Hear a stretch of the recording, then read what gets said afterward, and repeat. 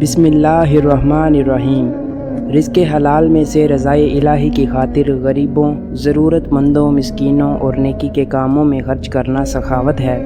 سخاوت ایک ایسا شجر سایہ دار ہے جس کی چھاؤں دنیا اور آخرت میں سخی کے سکون اور راحت کا سبب بنتی ہے۔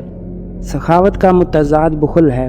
بخیل ہونا ایسا ناسور ہے جس کی بدبو دارین میں بے چینی اور اضطراب کا باعث ہے۔ سخی کو اللہ تعالیٰ اور رسول اللہ صلی اللہ علیہ وآلہ وسلم نے بہت پسند کیا ہے، جبکہ بخیل سے ناپسندیدگی اور کراہت کا اظہار کیا گیا ہے۔ سخاوت کرنے والے اپنے مال کا پھل کھاتے ہیں، جبکہ بخیل سونے چاندی کا غم کھاتے ہیں۔ سید دو جہاں خاتم النبیین ہادی انس و جاں صلی اللہ علیہ وآلہ وسلم نے فرمایا، سخاوت جنت کے درختوں میں سے ایک درخت ہے، اس کی ٹہنیاں زمین تک لٹکی ہوئی ہیں، جو اس میں سے ایک ٹہنی کو پکڑ لیتا ہے وہ ٹہنی اسے جنت میں کھینچ لیتی ہے۔ تو پیارے دوستو، دنیا میں ایسے لوگ گزرے ہیں جن کی سخاوت، نرمی اور ایثار کی مثالیں آج بھی ہمارے دلوں کو چھو لیتی ہیں۔ آج ہم آپ کو ایک ایسی عظیم ہستی کی کہانی سنائیں گے جنہیں اسلام میں غنی کے لقب سے یاد کیا جاتا ہے۔ جی ہاں، حضرت عثمان بن عفان رضی اللہ تعالیٰ عنہ، جن کی سخاوت نے اسلام کی بنیادوں کو مضبوط کیا اور امت کو ایک نیا حوصلہ دیا۔ آئیے چلتے ہیں اس سفر میں جب یہ عظیم ہستی اپنی دولت کو اللہ کے راستے میں لٹا کر جنت خرید رہی تھی۔ حضرت عثمان رضی اللہ تعالیٰ عنہ قریش کے معزز خاندان سے تعلق رکھتے تھے۔ آپ ایک کامیاب تاجر تھے اور بے شمار دولت کے مالک تھے، لیکن اس دولت کے باوجود آپ کے دل میں عاجزی اور نرم مزاجی کا سمندر تھا۔ آپ نبی کریم صلی اللہ علیہ وآلہ وسلم کے داماد تھے اور دنیا میں وہ واحد شخص ہیں جنہیں نبی کریم صلی اللہ علیہ وآلہ وسلم کی 2 بیٹیوں سے نکاح کرنے کا شرف ملا۔ اس لیے آپ کو ذوالنورین یعنی 2 نوروں والا کہا جاتا ہے۔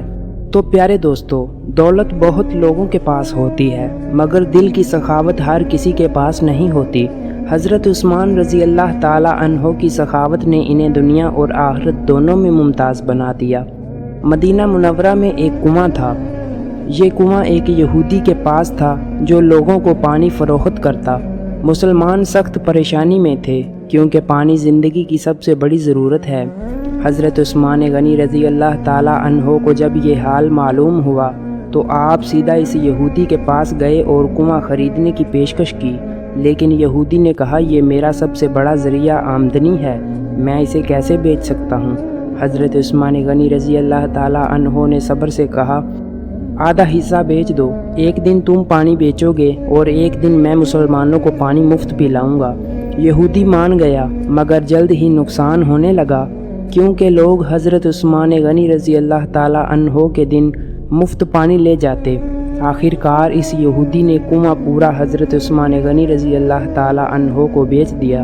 حضرت عثمان رضی اللہ تعالیٰ عنہ نے وہ کنواں مسلمانوں کے لیے اللہ کے نام پر وقف کر دیا۔ آج بھی مدینہ منورہ میں اس کنویں کی برکت باقی ہے اور یہ صدقہ جاریہ حضرت عثمان رضی اللہ تعالیٰ عنہ کے لیے ثواب پہنچا رہا ہے۔ دوستو سوچیں، ایک کنویں کا پانی صدیوں تک پیاسے انسانوں اور جانوروں کو سیراب کرتا رہا۔ یہ ہے اصل سخاوت۔ سن 9 ہجری میں جب مسلمانوں کو رومیوں کے خلاف تابوک کی جنگ کے لیے نکلنا تھا تو سخت حالات تھے، گرمی کی شدت، وسائل کی کمی اور دور دراز کا سفر۔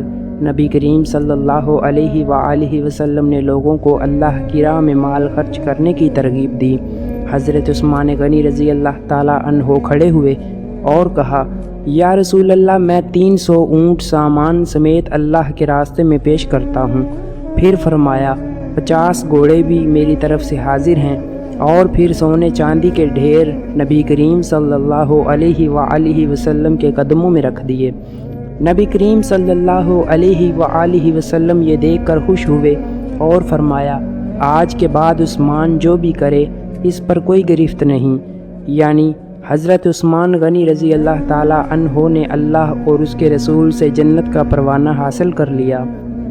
حضرت عثمان غنی رضی اللہ تعالیٰ عنہ کی سخاوت صرف بڑے مواقع تک محدود نہ تھی، روزمرہ زندگی میں بھی آپ ہر غریب، یتیم اور مسکین کے لیے سایہ تھے۔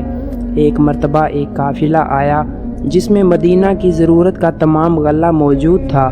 لوگوں نے منافع کی لالچ میں مال خریدنے کی کوشش کی۔ حضرت عثمان غنی رضی اللہ تعالی عنہ نے فرمایا، میں اس مال کو بیچنے کے لیے نہیں لایا، میں چاہتا ہوں کہ یہ سب اللہ کی راہ میں خرچ ہو، اور آپ نے وہ سارا غلہ مساکین اور یتیموں میں تقسیم کر دیا۔ کیا یہ کمال نہیں کہ ایک شخص اپنی پوری تجارت کو اللہ کے نام پر قربان کر دے؟ دوستو، حضرت عثمان غنی رضی اللہ تعالی عنہ نے ہمیں سکھایا کہ سخاوت صرف مال دینے کا نام نہیں بلکہ دل کی کشادگی کا نام ہے۔ آج ہمیں بھی سوچنا چاہیے، کیا ہم کسی بھوکے کو کھانا کھلا سکتے ہیں؟ کیا ہم کسی یتیم کے سر پر دست شفقت رکھ سکتے ہیں؟ کیا ہم اپنی آمدنی کا ایک حصہ اللہ کی راہ میں خرچ کر سکتے ہیں؟ یاد رکھیں، سخاوت کبھی کم نہیں کرتی بلکہ اللہ تعالیٰ اس میں برکت ڈال دیتا ہے۔ تو پیارے دوستو، آخر میں ہم سب یہ عہد کریں گے کہ ہم بھی اپنی زندگی میں حضرت عثمان غنی رضی اللہ تعالی عنہ کی طرح سخاوت کو اپنائیں گے۔ ہو سکتا ہے ہمارا ایک چھوٹا سا نیک عمل ہماری بخشش کا ذریعہ بن جائے۔ اگر آپ کو یہ کہانی پسند آئی ہو تو دوسروں کے ساتھ ضرور شیئر کریں تاکہ یہ پیغام ہر دل تک پہنچے۔ اللہ تعالی ہمیں حضرت عثمان غنی رضی اللہ تعالی عنہ کے نقش قدم پر چلنے کی توفیق عطا فرمائے، آمین۔ اور اسی کے ساتھ آپ مجھے اجازت دیں، اللہ حافظ۔